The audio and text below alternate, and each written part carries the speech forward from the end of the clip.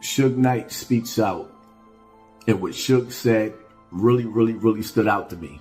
Suge said, the raids wasn't about Diddy. It wasn't about Diddy, and it makes sense.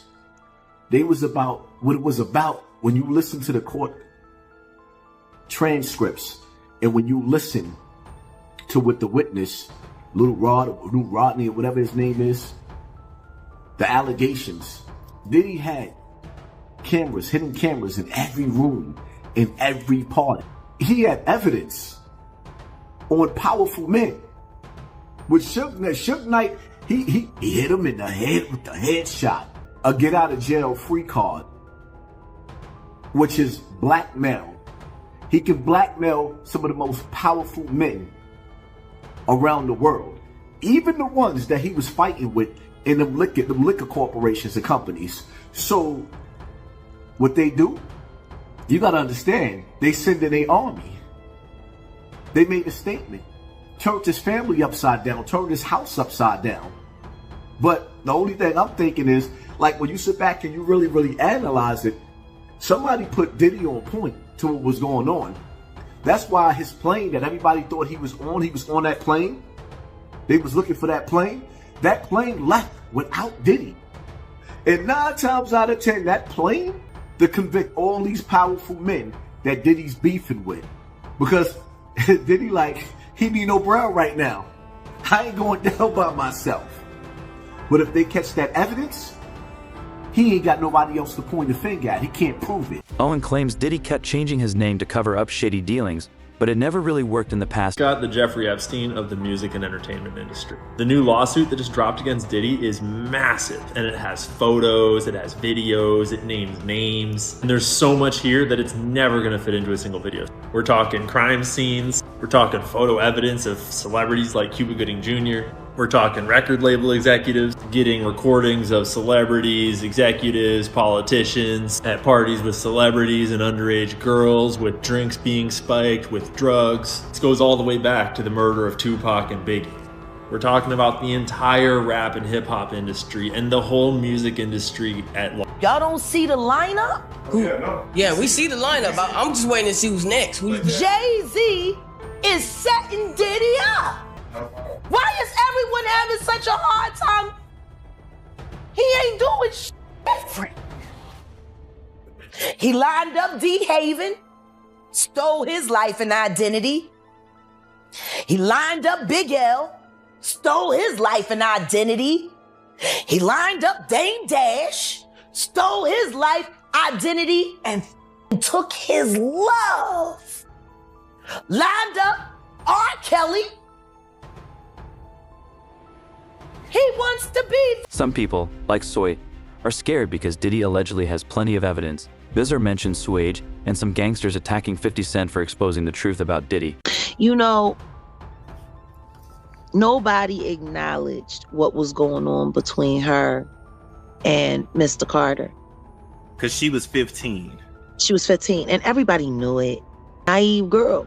I'm not saying that she wasn't a city girl, but a 14-year-old girl mentally cannot contend with a 28, 29-year-old man. Discards people and tries to erase them like they never exist so he doesn't have to see them or deal with what he's done with people. You know, I blame a lot of what happened to Inga Marchand on his reckless adult choices for a very underage girl. But you hear that story a lot. 50 Cent has been making bold claims about Diddy, saying he has solid evidence against him. He's also pointed out a shady connection between Diddy and Jay-Z, adding that Jay seems to be portraying himself as a gay artist. To the big homie, he was saying to Jay, he was telling me, you know, the white boy wouldn't do the truth without 50. Right? And I'm like, that's when I start saying crazy stuff, because I look and I go, oh, that's your big homie, right? And so you image yourself after a gay painter. Okay. Big homie want to look like a gay painter. What are we talking about here? Oh my God, I think I know where we're going with so this. Now look, what I'm saying to you is, look, when you start looking at, that's not mine, that's theirs, their heart, right? But when you look at, M is looking at the entire legacy. Yeah. the whole thing, like with M, Dre, and myself, like I'm shady aftermath. You see what I'm saying? Like there's so much G-Unit Records. Right. They forget that I'm M and Dre's artist. You see what I'm saying? Like, but that's just the way it was. Like, were you a part of it? Even like you say, you weren't on the ad, right? Yeah. When we saw the initial asset that came out, and you weren't on there, but were you already a part of it? No, I already had communications with Paul about going to do it. Okay, gotcha. With him and everybody else in it. So I'm like, nah, cool, I'll be surprised. Like, it's cool to be surprised. Right. Yeah, I was surprised too. I remember at rehearsal, I was like, man, what the hell? I won $20. Right. Yeah, me and Louis betted against it, and I was like, 50's gonna show up. Watch. When nobody, like when I reach out, because I want to see what the complications are, when nobody has any information about it, and it only came from that angle, Did you and Jay-Z ever have a conversation, or y'all in different offices as far as like? We don't need to talk about nothing. I heard that. Jaguar Wright doesn't hold back, calling out Jay-Z for his questionable actions and his unusual connection with Diddy. We was at the In the Club video shoot, Game 50, everybody was there. I just heard somebody say, Suge Knight's here. And I looked and Suge was there. But he had some essays with him though. You know what I'm saying? He all essays. And he looked at Fifth, and Fifth was like, what's up? And Suge just like, he hit a cigar one time, shit like that, wrap it up, and then everybody just turned around and left. It was like a John Wayne movie or some shit. Well, all due respect to Puffy, you gotta realize one thing. He didn't start off like that. I'm quite sure somebody taught him that, and that's more deep in the industry. You guys who got involved with a lot of people who was their mentors, instead of having a guy to mentor your own father, they was having these guys they mentor. And when that happens in the industry, it was done to them, they do to the next person. So I felt that Puffy was a regular, normal guy. And then when he started hanging with the guys in the industry, they did things to him, and then allegedly he did things to Usher. It goes on and on. But we got to stop this pointing the finger at the person who gets caught with their hand in the cookie jar. Where did it start from? And see, people don't want to touch on those angles if it started being the major executives who run these labels. So you guys want to speak on the people who got thrown on the bus, the sacrifice lamb. He was their mentor. Who was Diddy's mentor? We know some of the big names. I'm just curious if you have any names. You don't seem like somebody... Well, you got a situation. I didn't do anything to lose my company. I didn't do anything illegal to get my company taken away from me. They was able to commit fraud for my company, but it ends up to the hands of people who want to buy my company for $500 million, $700 million. I kept saying no, and then turn around, they can get block everybody and end up getting it for what, 20 or 30 million, which is crazy. If you add all that type of stuff up, and you'll see how the industry been built on the secret rooms. The people who don't participate in the secret room is the people who later on get burnt. They continue to grow. Even when they get caught, they're not really caught. Because obviously, Puffy knew they was coming to the raid. The security wasn't there. He used to have like 4, 6 Muslim guys doing security. They wasn't there. A lot of people wasn't there. How do people know all these things? It wasn't just a coincidence. You know? So it's easy to point the finger, but let's look at the whole thing and talk about somewhere. Co-founder of Death Row Records, at one point, $750 million of generated revenue. I think one year they sold 60 million records, 150 million total records sold. They had some of the biggest albums ever, signing Eazy, Snoop, Dre, Tupac, Nate Dogg, Corrupt, MC Hammer, Warren G. The list goes on. Suge, it's great to have you on the podcast today. Hey, great being on here. And I appreciate that. By the way, you know, one of the things I think it's important for the audience to know is the fact that you just said, look, whatever Pat wants to ask, I want to have all the conversations, any questions, nothing's off the table. Is that correct?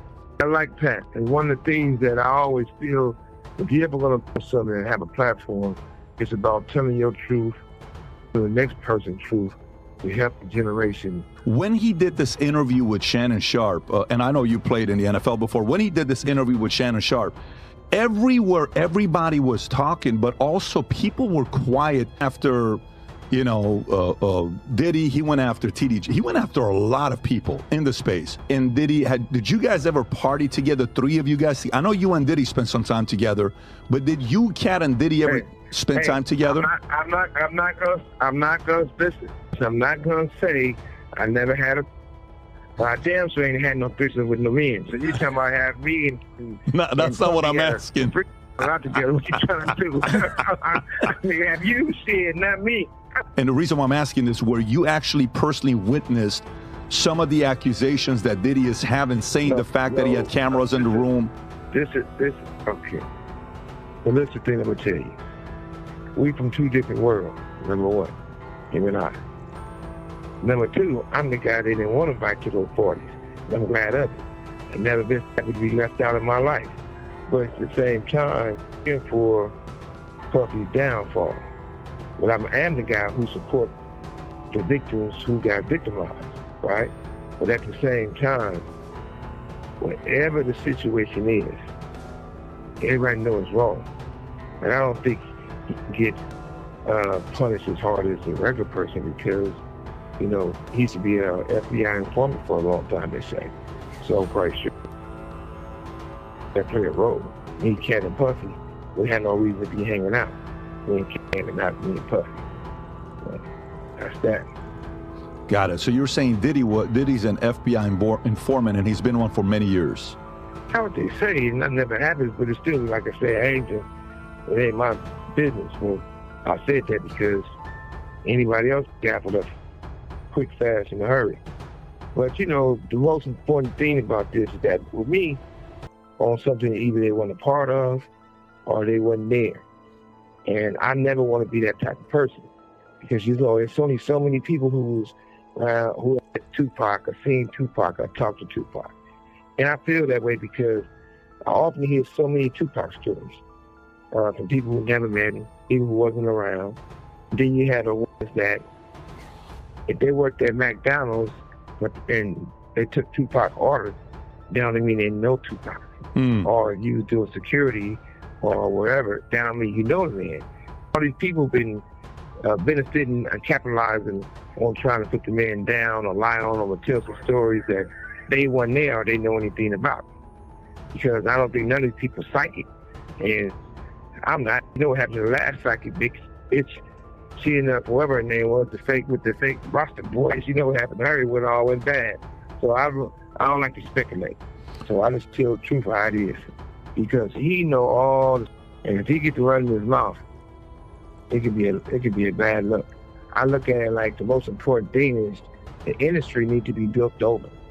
You have all these executives because somebody was their father, their grandfather, or all these type of stuff, and they don't give people the opportunity to grow and learn. I know when Is Diddy at a level of being untouchable where he's protected, or is Diddy a target that they'll eventually put all the blame on him and make sure they get away with it free? He's definitely going to be the black motherfucker holding the bag. Because you gotta realize one thing. That boy life is dangerous. His life isn't, he's just not dangerous with the shit they said he was doing, but he's in danger. He know too. Suge Knight and Roger Bond's explosive story exposes shocking truths about Diddy, pulling back the curtain on his secrets. Joining me now is Roger Bonds, who was Sean Combs' head of security from 2003 to 2012. Mr. Bonds, thank you very much indeed for joining me. First of all, your reaction when you saw that video? My reaction was, he's up to the same games. You know, my reaction was, he never mentioned Cassie's name in that apology. You know, so to me, he didn't humble himself enough before. And this was back in 2012.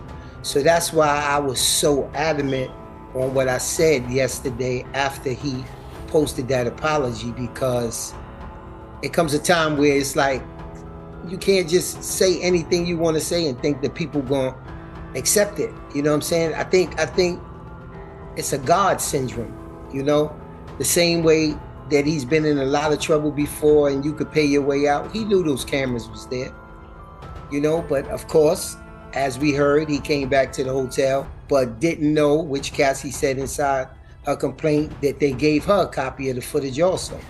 You know what I'm saying? So when you go through life just paying your way out, I really feel like he wasn't sorry about that. Yeah, he might be sorry now. He's sorry that he got caught. If that was a one-time incident, then I would say accept his apology. But I think in that apology, he said what he thought people wanted to hear. Knight claims the raids will bring down more than just Diddy, while Bond reveals the full extent of the pain from Cassie's assault case.